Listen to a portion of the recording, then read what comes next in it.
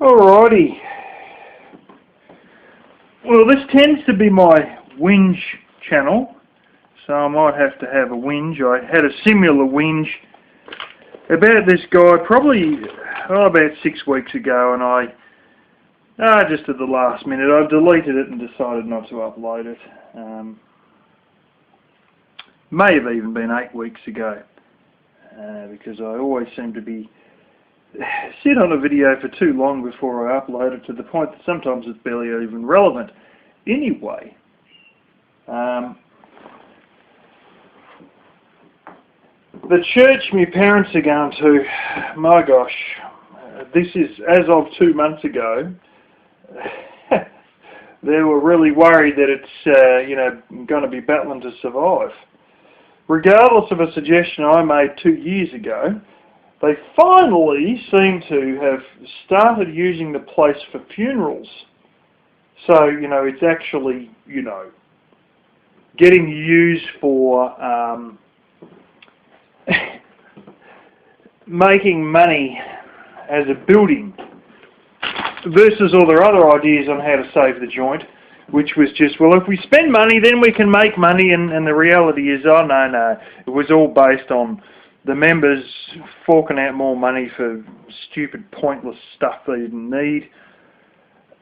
A lot of crap. And I said, look, forget investing any money. We're sitting on a massive building with the ability to project, like you got projector screens in that thing facing 2 different directions.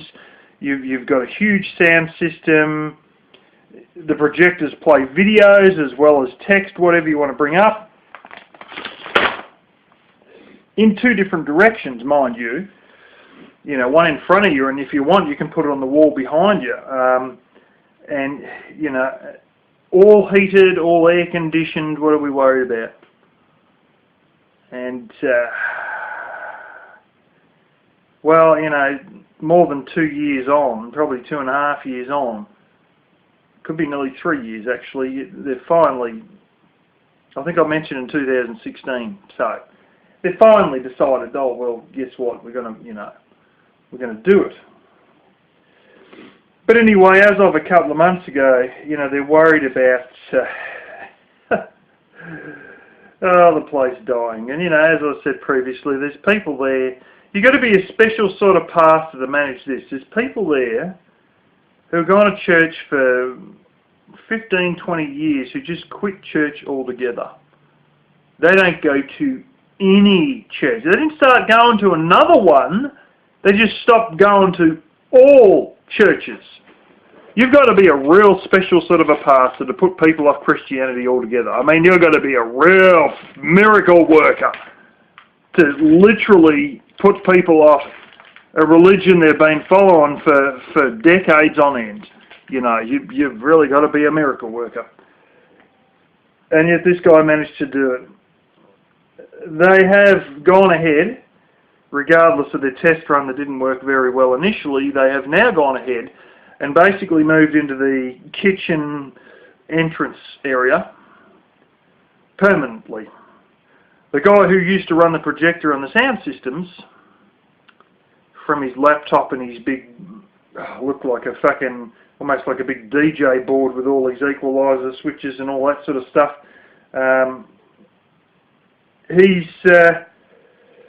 He's gone and got sick.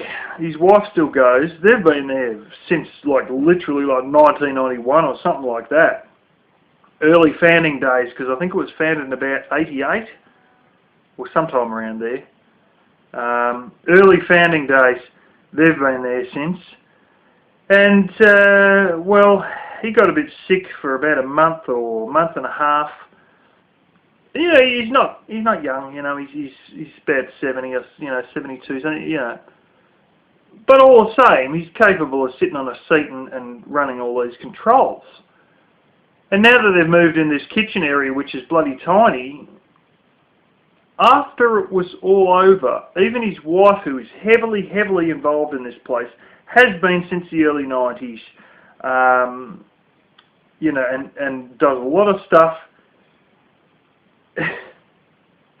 He's just turned around and said to her, oh, well, if you're not using the sound system and the projector system anymore, I'm no longer going to come to church. Yes. So he's just quit coming altogether. Because they now just use like some fucking boombox thing, like a portable radio thing for their sound system. And a little overhead projector like the old school ones they had back in the 80s.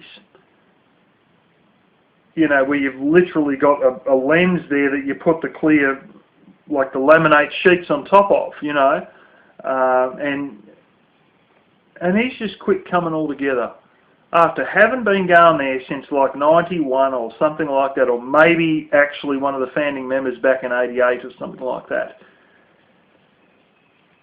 So what happens as this guy's obliterating the shit out of the place? What happens? Oh, we've got a Bible reader, we've got a little, talk. So his daughter, not the one I was involved in, but the one who was older, the one I used to do the gardening with, the one older than her, gets up and gives a little talk and reads a little Bible verse about not losing faith and continuing ahead even when your faith is small, and have faith and it will all work out, blah, blah, blah. Oh, fuck me. He's got his daughter to read this shit out. As he's destroying the joint, he's got his kid to get up and give a speech on don't lose faith even though I'm destroying the place. I don't know that it's fully him. It would be a good part him because he has the most control over that place. But there's also another guy who's been there for too long, probably since the late 90s, and maybe since the mid-90s. Maybe he was one of the early members as well. I don't know exactly. I know he's at least there in the late 90s. This guy is... Can't you see this coming? For those of you who know some of these people, he's a former school principal. And for those of you who have dealt with those types of people in that line of work, they get very used to getting their own way and bossing people around, and it happens with kids and it happens with teachers who are under them, and then they go into the real world and it just continues on, doesn't it? So between him pushing and shoving everyone around and cracking the shits that he wants everything his way. We're talking about the same guy here who told me 8 years in the building industry, well, a year renovating this place and 7 years in the actual industry, and another guy who'd been a carpenter his whole life that, you can do this and that with this and that, and you can get railway sleepers and you can hammer in a 3-inch nail side on and it'll be fine. I said, no, it won't. Too close to the edge, it'll split. And I said, further on, most of all, you're not even going to have enough friggin' grip in the other, because the damn sleeper's like fucking 4 inches thick, Didn't want to fucking know what I had to say, didn't want to know what the qualified carpenter had to. He knows best because he's the principal and he knows all there is to fucking know. Of course, when it come time to actually, this is building the garden setup, the raised bed gardens. When it come time to actually build them, he was playing golf, wasn't he? After pushing everyone around and telling everyone how it should be, the day come, and where was he? Was he there helping? Was he carrying wood around? Was he moving around wheelbarrows, the potting mix? Ah, fuck no. He was playing golf. Of course he was. What do you expect? In a way, it was probably good because at least he got out of that fucking road. Anyway, between the two of them, I think these guys are pretty much slaughtering the place, while one of them's getting his daughter to get up and tell everybody not to lose faith. And it's stunning. It's fucking stunning. There's someone else who, there's two other people who, adult females with kids, who are involved in that garden, who have since left the church. One of them left and hasn't gone to any church. Another one took a year or 2 year hiatus from going to church and now is going to church again. But a different church. And my parents never tell me stuff directly because they know I've got a bloody big mouth. However, they do tell my sister stuff, and then my sister tells me. So I find out sometimes what they really think, even if they hold their tongue around me, I find out, because my sister tells me at a later point. few months ago, I was talking to my sister, and she said, "Oh, I've never seen our father so interested in, basically giving up on a church and so almost bitter about the place." And I really get the feeling he's thinking of, leaving the place. And I said, that's funny because they haven't said a word to me. But then I remember they often don't say a word to me because blah, blah, blah, blah, and they don't want me repeating anything. So, but they'll tell me sister, and then I'll find out through her. I never knew that they were disgruntled about it all. There's a little putty cat. Anyway, it's sort of interesting, because, yeah, even though I haven't gone for quite a long time, that other, guy who,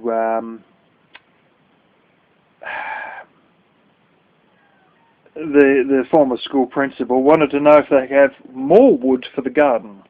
And I got most of the good stuff I had, the treated stuff, and we used that. And I haven't been there for a long time. I haven't been involved in the place for bloody near 3 years, really speaking now. And that was when we were doing the garden, was 3 years ago. And, I haven't stepped foot in that place for these last 9 months or so. But this is the thing, still got no worries asking me if I can give more wood, It's like, God blimey. This is one of these things, they're not worried about anyone else, they're just worried about their way, and it's ridiculous. It's like they've got a control of a place, and all the old women are left. There used to be a lot of old Scottish women, actually, and there was and English women too, all of them migrants, who, I'm talking old girls who are like 75 plus, and all of them are gone, One of them I heard, she was only about 72, maybe 74. She's actually gone into a nursing home. She admitted herself into a nursing home, although she's far fitter than most of them. There's another old one there who's fairly short. She was 80 years old, or 81, and that was about 3 years ago. She's no longer going. There's a number of others who weren't that old. They're only in their 60s, and they're gone as well. One we helped her with a garden there once, and honestly, she only you're my family, this, that, and the other. Within 3 months, she was no longer coming to that church. I got on with her quite well, but yeah, she was British as well, but disability pension. She had some real serious back issues, could barely even walk up steps or anything. Actually couldn't walk up steps from what I gather. Needed a walking frame. But she was only,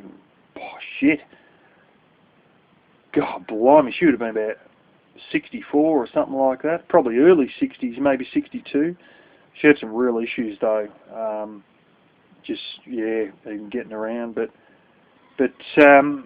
all these people, they've all just faded off, and I'm just stunned that there's people like the two women involved with the garden, that they just dropped the joint, Even the old guy who ran the projectors just gone. His wife's still going. How the fuck do you go to a place for like 30 years nearly, 28 years, whatever the fuck, and your wife's still going, and you say, I'm no longer going. And your wife agrees with you and says, well, okay then, if you don't want to come, then it's fine. And she continues to go and you don't. I get this real bad feeling that like I was slandered with the pedophile grooming of a 20-year-old, all these other people have been stabbed in the back one way or other. The two different women, the old guy and the projector. I just get this feeling, boom, boom, boom, boom, boom. Every one of them's getting knifed somewhere along the way. It's just shocking to me that someone comes to a place for 15 years and then quits Christianity altogether, or for a year or two before. You got to be a special fucking pastor to manage that. And I really wonder if it's either him or that damn former school principal that they're just knifing one person at a time. And I really wonder if they weren't slandered or backstabbed or something, and that's why they've gone.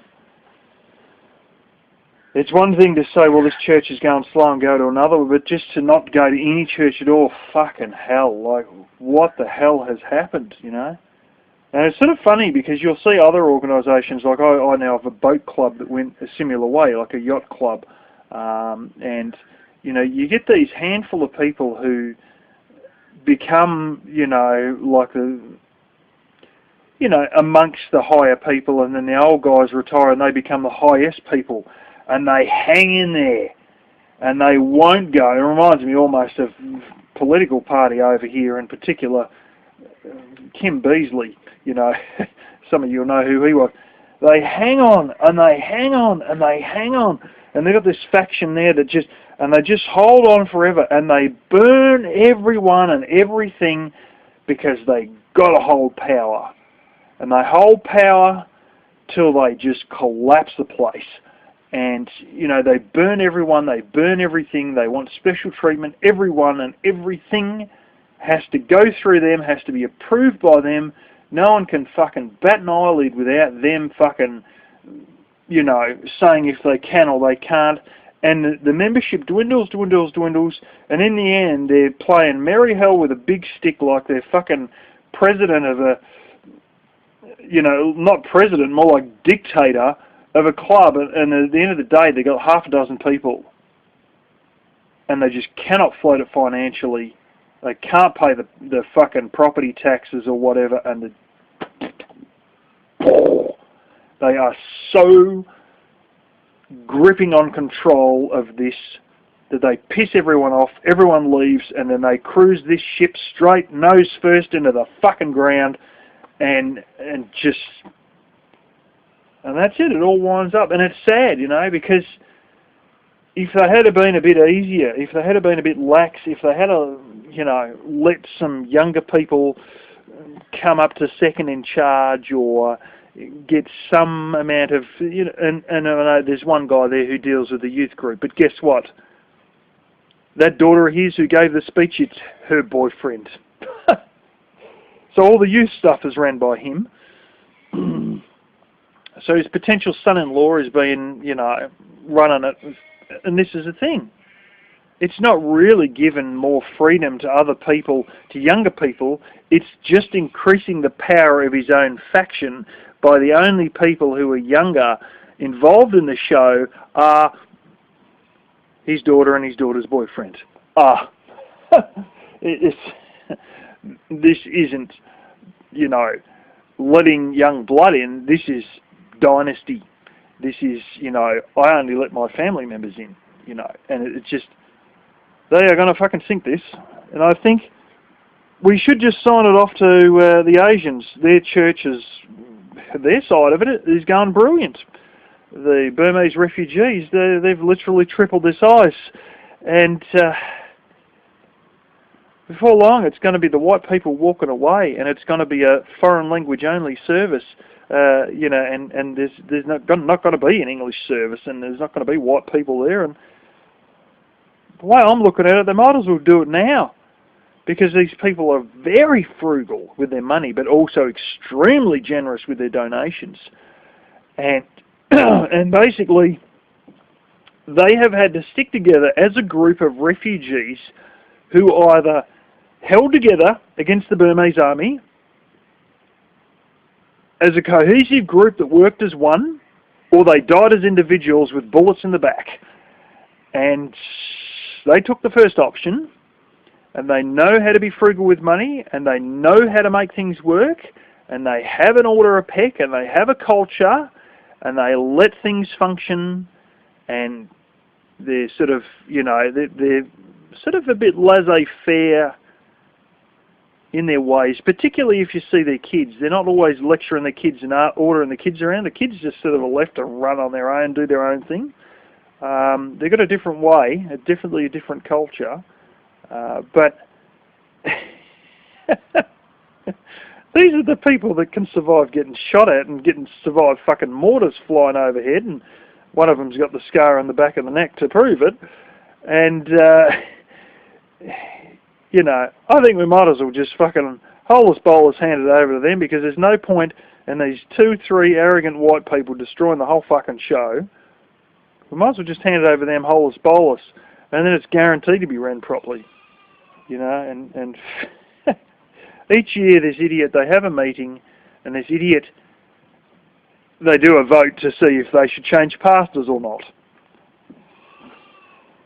And it was sort of strange because, guess what?